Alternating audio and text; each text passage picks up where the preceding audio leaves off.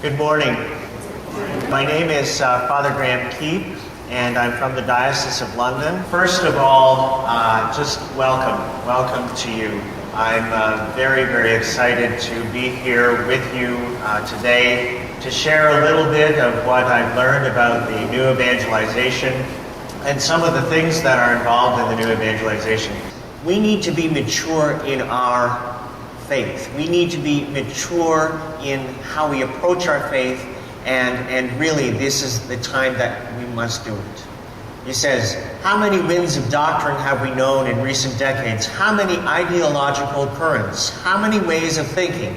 The small boat of thought of many Christians has been often tossed about by these waves, thrown from one extreme to another, from Marxism to liberalism, even to libertarianism, from collectivism to radical individualism, from atheism to a vague religious mysticism, and agnosticism to syncretism. That's a lot of isms.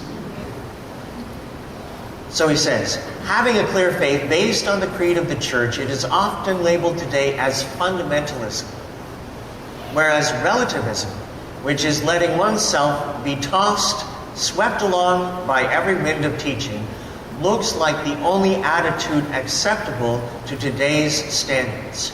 We are moving towards a dictatorship of relativism, which does not recognize anything as for certain, and which has its highest goal one's ego and one's desires. And he continues, however, we have a different goal. The Son of God, true man, he is the measure of true humanism. Being an adult, and I would say adult in the faith, means having a faith which does not follow the waves of today's fashions or the latest novelties. A faith which is deeply rooted in friendship with Christ, is adult and mature. It is this friendship which opens us up all that is good and gives us the knowledge to judge true from false and deceit from truth. We must become mature in this adult faith. We must guide the flock of Christ to this faith, and it's this faith, only faith, which creates unity and takes its form in love. On this theme, St. Paul offers us some beautiful words in contrast to the continual ups and downs of those waves, like infants tossed about by the waves. He says, make truth in love as the basic formula of Christian existence. In Christ, truth and love coincide. This is a basic principle that we have to understand clearly in our prayer life and in our mission in the world. In Christ, truth and love coincide. To the extent that we draw near to Christ in our own life, truth and love merge. Love without truth would be blind. Truth without love would be like a resounding gong or a clashing cymbal.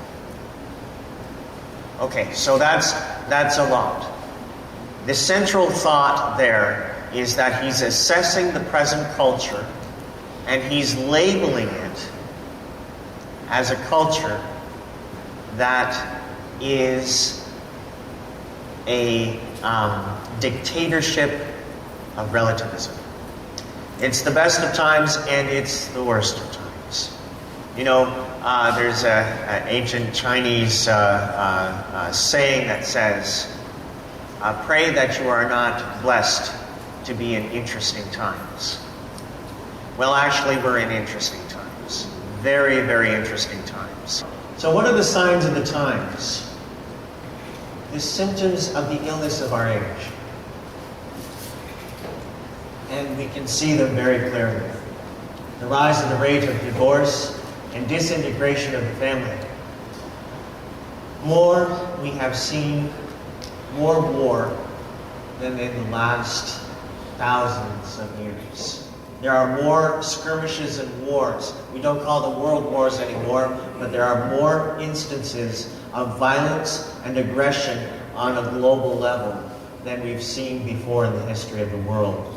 The levels of poverty. We're now in a place where we're calling third world now fourth world. That's disastrous. with our technology and what we can do, and the levels of poverty increasing throughout the world. The isolation of the person, you see that also clearly. How people become isolated. You can live in an apartment building and be completely alone. You can live under your own roof and be completely alone in the midst of your own family unit. The devaluing of life. This is devastating. And this has a profound effect on the youth. The youth understand that their life is threatened. Not in a verbal way, but in a way that is interior. Aggressive violence, abortion, euthanasia. People thought, oh, euthanasia will never come to Canada. No, no, no. We'll not have that discussion. No, no, no, no. Brothers and sisters, it is here and it's steamrolling through. Because if you are not a productive member of society, then you are devalued. If you have no value to the society, if you do not contribute to the society, then you're a burden on the society. And we will get rid of you. We will get rid of you. This is dangerous. Random acts of violence are on the increase. You know the measures that are placed. Atheism, agnosticism on the rise. Not only just, well, I don't know if there's God or not, but there is no God. And the aggressive atheism that is out there is incredible. Look at the books that have been written on against any sort of faith. You remember the movie, The Golden Compass? You know The Golden Compass? Cutesy, nice produced movie. That author has the purpose of, and he said this is quoted, he said this, that his purpose is to blot out of the minds of children any sort of religious sentiment. That's his goal. And that's why he produced these children's books. Isn't that radical? It's insane. And, you know, call me crazy, but I really think it's demonic. Not to say that the devil is under every rock, but we have to recognize there's something going on. In order to understand the signs of the times, we must understand the culture. So what is culture?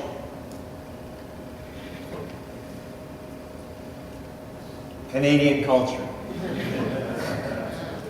I heard that it's number 3 here in the per capita Timmy Hortons. That's awesome.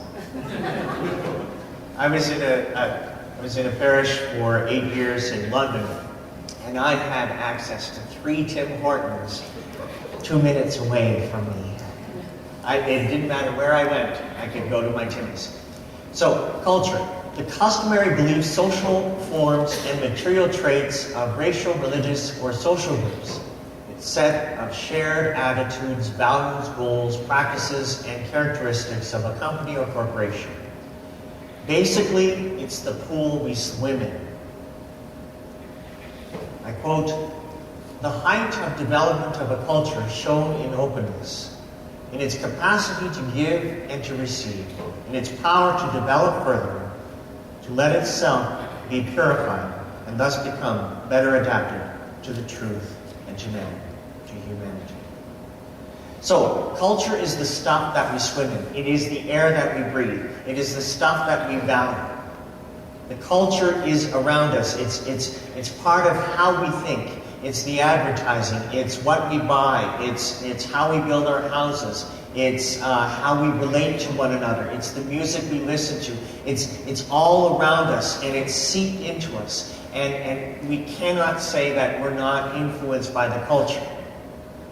The culture is sort of there, pervading, invading.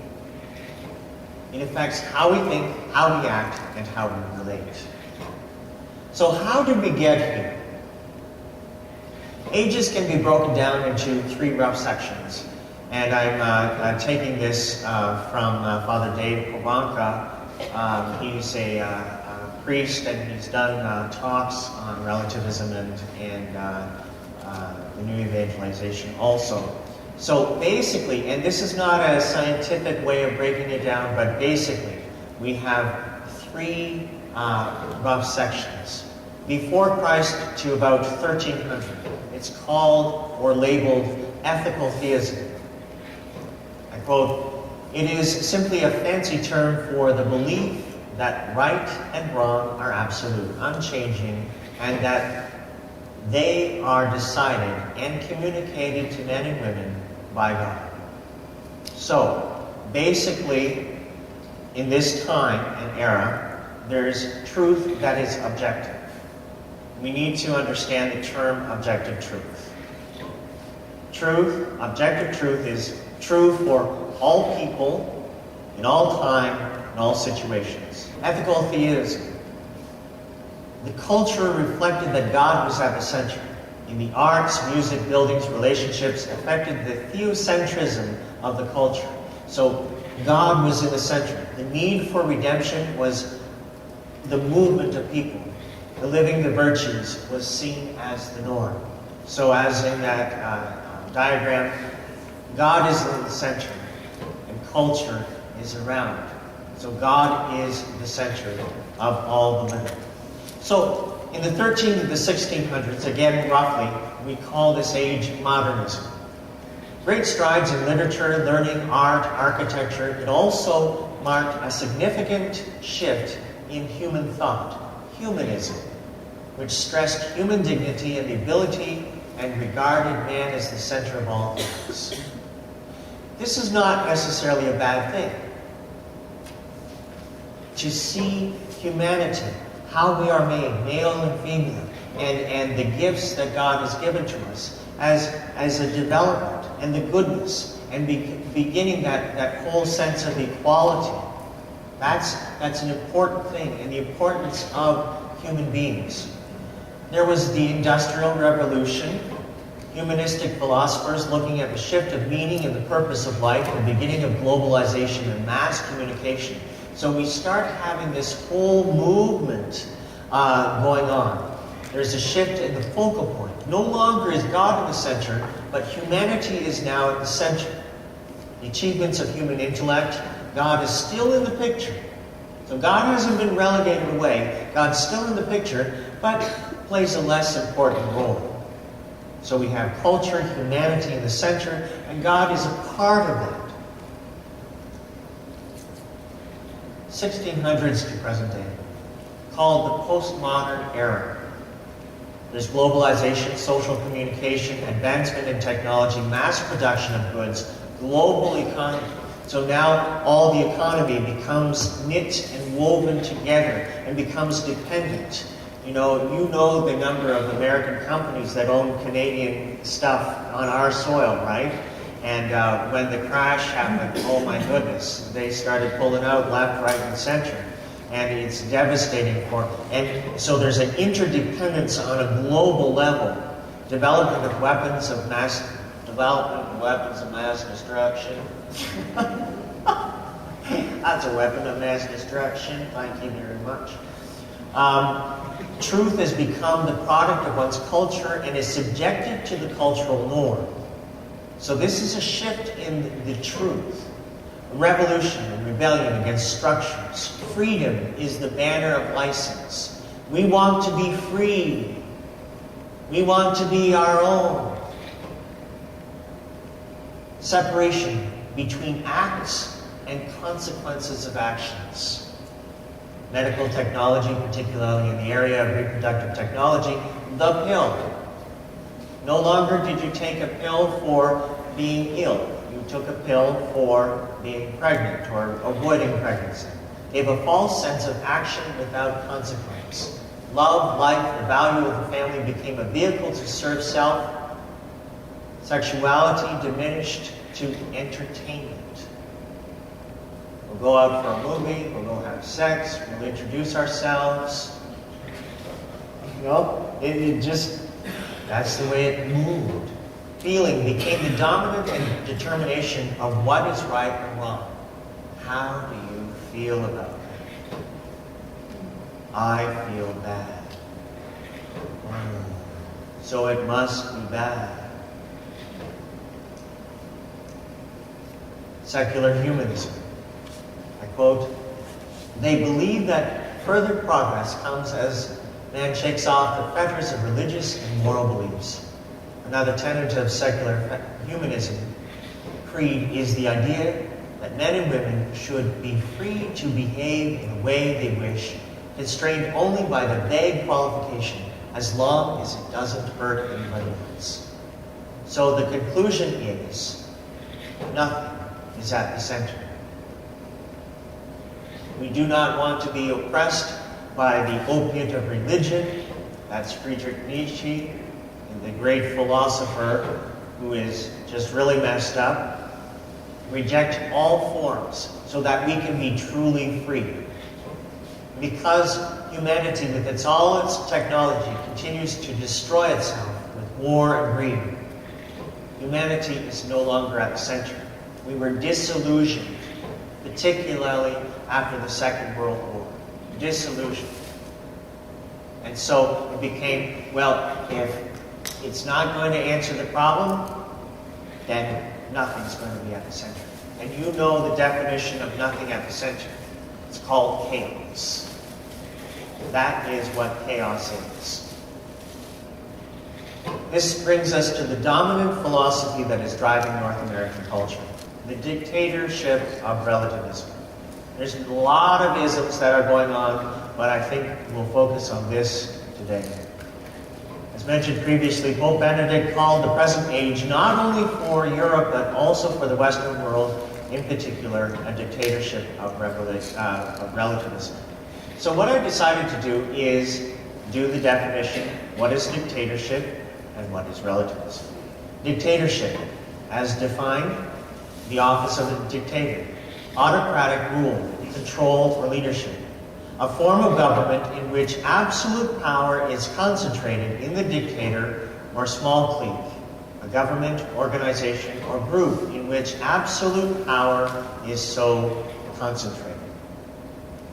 A dictator, a person granted absolute emergency power, especially one appointed by the Senate of ancient Rome. One holding complete autocratic control, one ruling absolutely and often oppressively. So we're clear on what dictatorship and a dictator is. Very interesting note is that he is referring to the dictatorship not to a person, but to a philosophy. That is a very interesting concept. Relativism, as defined, the belief that concepts such as right and wrong, goodness and badness, or truth and falsehood are not absolute, but change from culture to culture and situation to situation. This is the essence of relativism. This is a philosophical proposal. Usually it's applied to moral principles. Usually. It has its roots in Kantian philosophy. Immanuel Kant is the one that said, cogito ergo sum, I think, therefore I am. And I also say, cogito ergo spud, I think, therefore I am.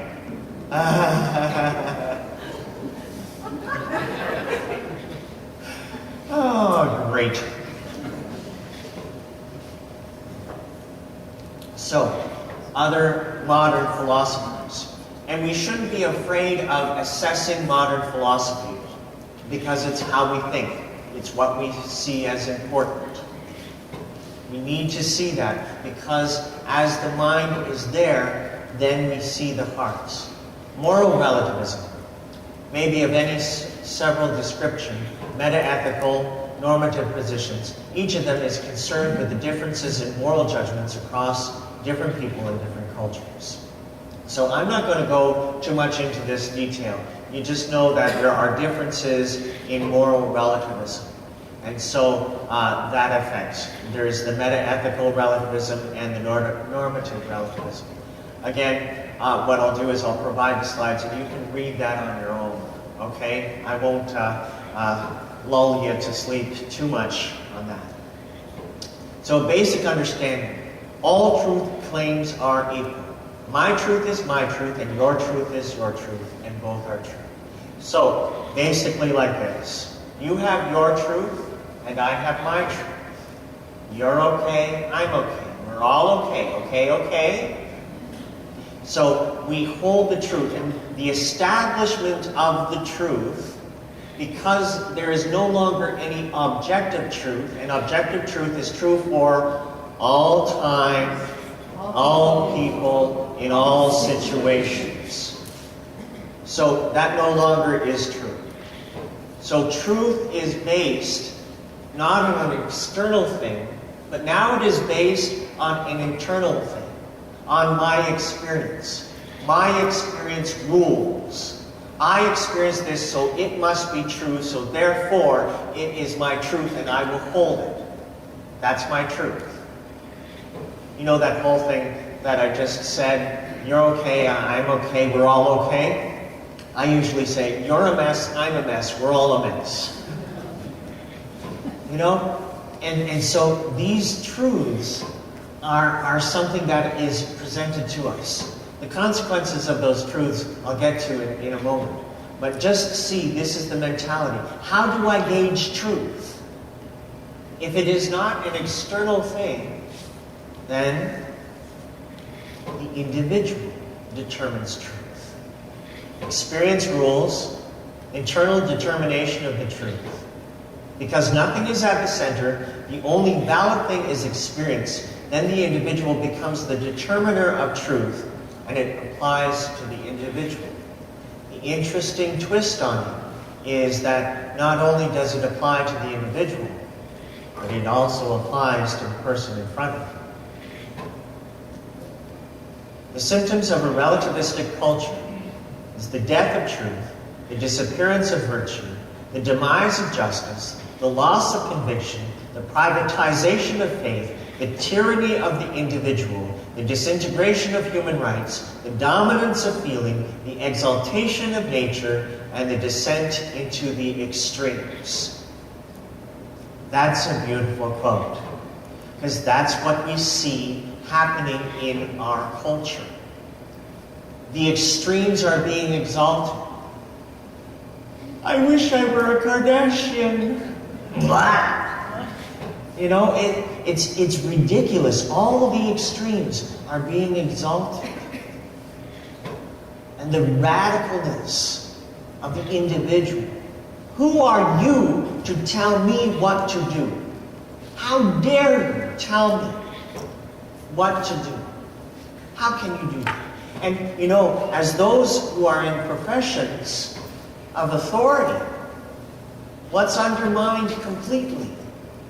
The authority. Any sort of authority. You can't tell me what to do. And then, in the home, where's the authority? Oh. And what has been robbed is the role of the parent. You know, I watch parents so beaten up, and they don't know what to do. They're wandering around, and they're actually asking us, can I be a parent? They're asking permission to be parents. They're asking permission. Is it okay if I be a father, if I be a mother to my child? And look at all the relationships that go on. You know, if back in the day, if you got brought into the principal's office, when you went home, you got twice. Now, the fear is, ooh, can we put them in the principal's office because we're going to get it twice? Right? Yikes. That whole undermining of the sense and the exaltation of the individual. dangerous stuff. And we are in the midst of extremes. Objective truth, again, for all people, all time, and all situations. It is a truth that stands outside of one's experience and one's personal belief. So it is true whether I believe it or not. Objective truth. So, if we all voted here and said, there is no God, God still exists. Let's do a little more simple explanation. We'll all vote that there is no gravity. I don't believe in gravity. I'm not going to believe in gravity. No way. So we'll all go up to the roof and then slide off the roof. There's going to be an objective truth given to us. Thanks a lot. I feel so welcome. Yeah. So, even if you do not accept or profess the truth, it is still true. For instance, willful killing of another human being is defined as murder. This is an objective truth. It is recognized all over the world upon people. And yet, that is coming under question, under relativism. But what's really murder? I'll give you a really gross example. Sorry about that. There was this case where this man put an advertisement out on the internet. And he said, this is his advertisement. I would like to kill someone and eat them. If anyone is willing for that, answer my ad. And he got an answer. And he did just that. Isn't that frightening?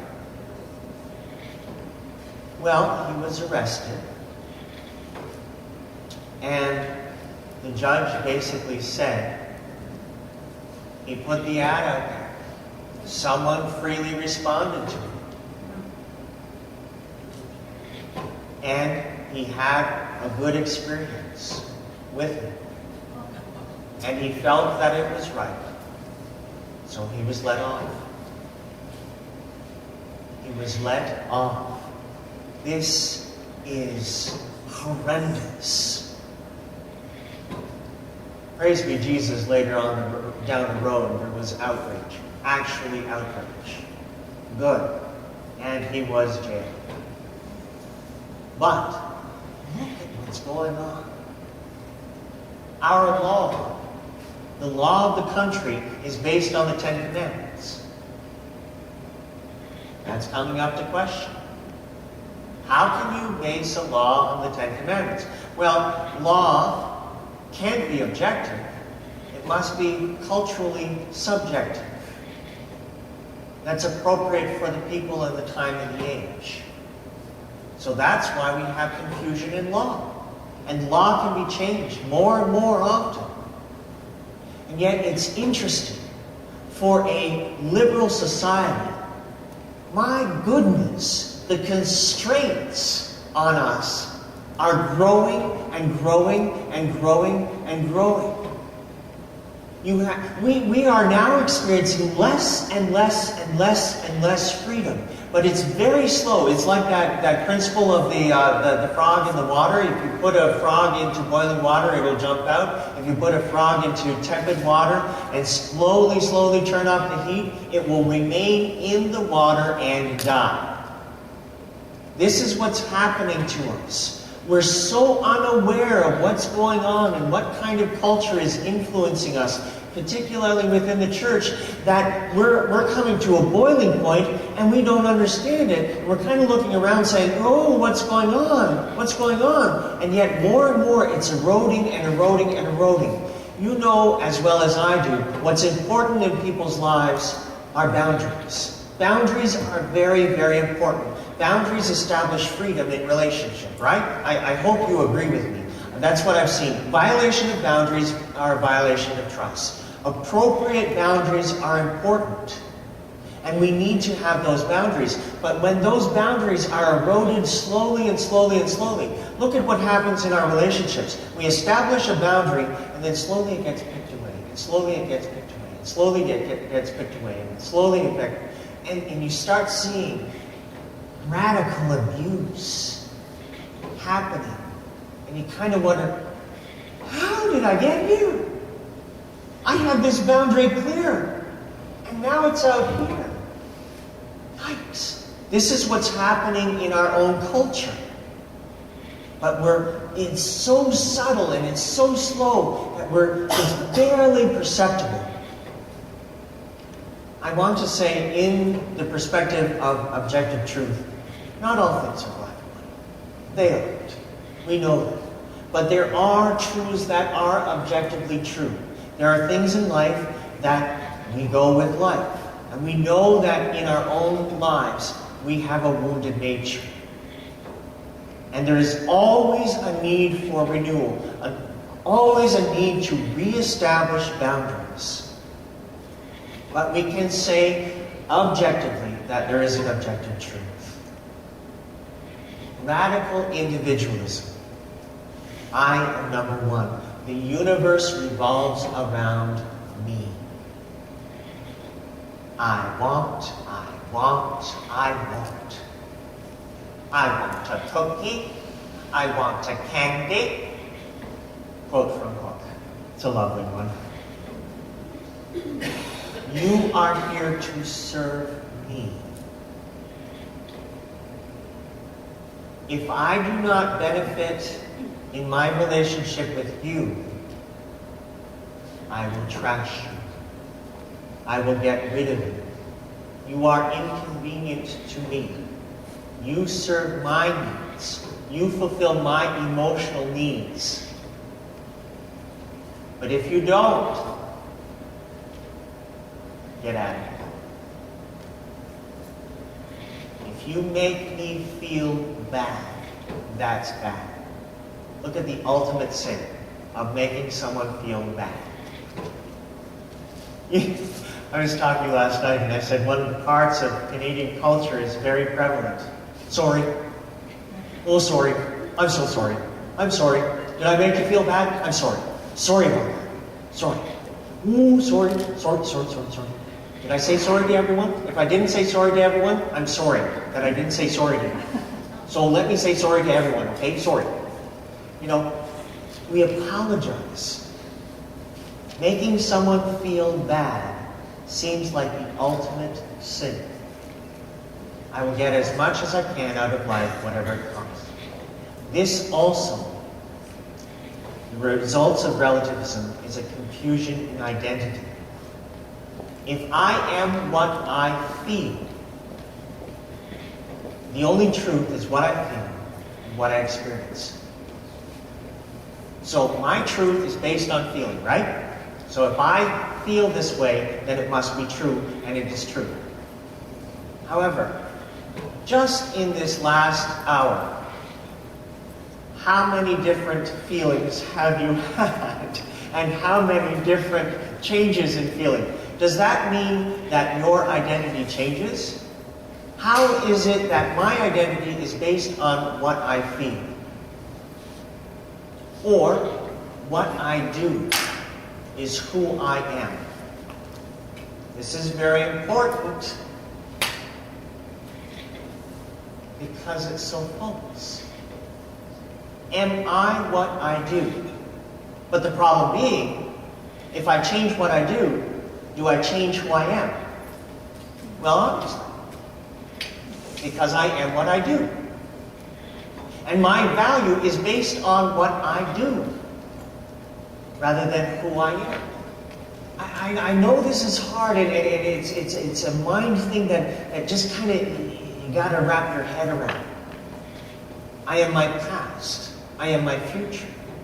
I am my failures. I am my successes. This is what relativism says, because the center is me. The center is not outside, it's determined within inside. And like I said, no one can tell me who I am, because I determine who I am from the center. This also leads to moral chaos. Like I said, who are you to tell me what I can do or not do? I am free to do what I want, when I want, how I want. And no one is going to tell me anything different. If it feels good, it must be. The pleasure principle. There's also universalism, which means Jesus is an option amongst many options. Okay. Are you okay for 5 minutes? 5 minutes? You're okay? Okay. Because to make this connection, tolerance. This is what flows from relativism. Tolerance. You've heard this term before, and you hear it more and more. Tolerance. We must be a tolerant society.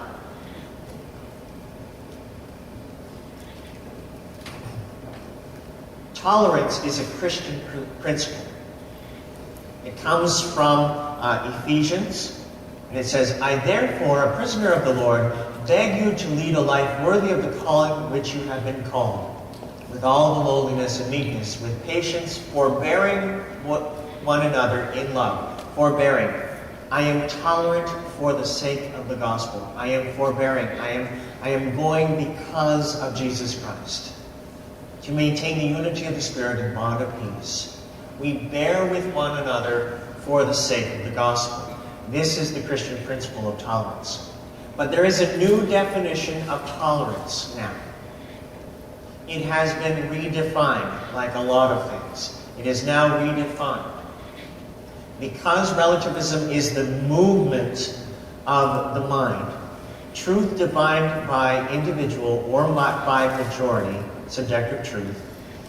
So in this tolerance, not only is there truth that is determined by the individual or the majority opinion, but I must accept the other's truth as being true. It is equally true as my truth. Okay, so we go back. Your truth is your truth, my truth is my truth. What you hold as true is true. And what I hold is true because that's what I feel, that's what you feel. However, if I do not say that your truth is true, then I am being intolerant. Right? Do you get this? I hope you're getting this, because this is the setup of where we are. We have to understand that. And again, it's a hard thing because we rail against it. If your truth and my truth do not agree,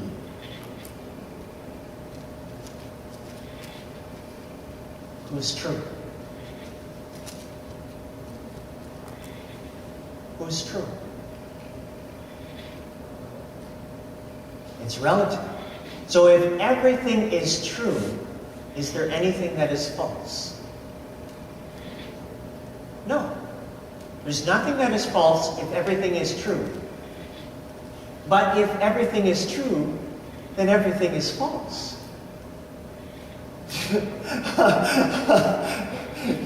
You know? But that whole, I have to accept your truth. And not only do I have to accept your truth, I have to espouse it. I have to promote it, even though it is contrary to what I believe. We believe in objective truth. And so when we say, I believe in an objective truth, and in perspective of your truth, we say it's wrong. What happens? We're intolerant. And if I am intolerant, that gives you permission to be intolerant of me. The establishment of truth in a relativistic mentality is established not by an objective thing. It is established by the loudest voice. Who can scream the loudest? Who has the most power and money to say, this is the truth?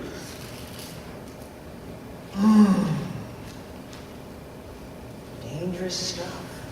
But it's in what we work with it all the time. It comes out in our conversations. This is the law of non-contradiction. Basic philosophical law. If both truth claims propose to be true, but they contradict one another, one of them must be true and one of them must be false. The new tolerance. We just went over that. This is the door, my dear sisters and brothers in Christ, where Christian persecution is opened up. This is it. I know it's not good news, but it's a reality. This is where they will walk through. Why? If who I am is defined by a subjective reality, such as my experience, what I do, my actions, what I feel, you are judging my actions, therefore you are judging me. You say you're a Christian, how dare you judge me? What's the Christian principle? Love the sinner, hate the sin. But if we think that the sin, my behavior, what I do, is who I am, then you're judging me. So there is no separation from what I do to who I am. Whereas we believe, out of being beloved children of God, we operate in what we do. And sometimes we are contradictory. And then we go to confession, bless me, Father, for I've sinned, and then we're all okay.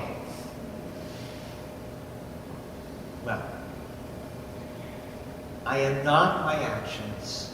I am not my past. I am not my strengths. I am not my weaknesses. I am a beloved child of God who acts, who has a past, who has a future, who has strengths, who has weaknesses.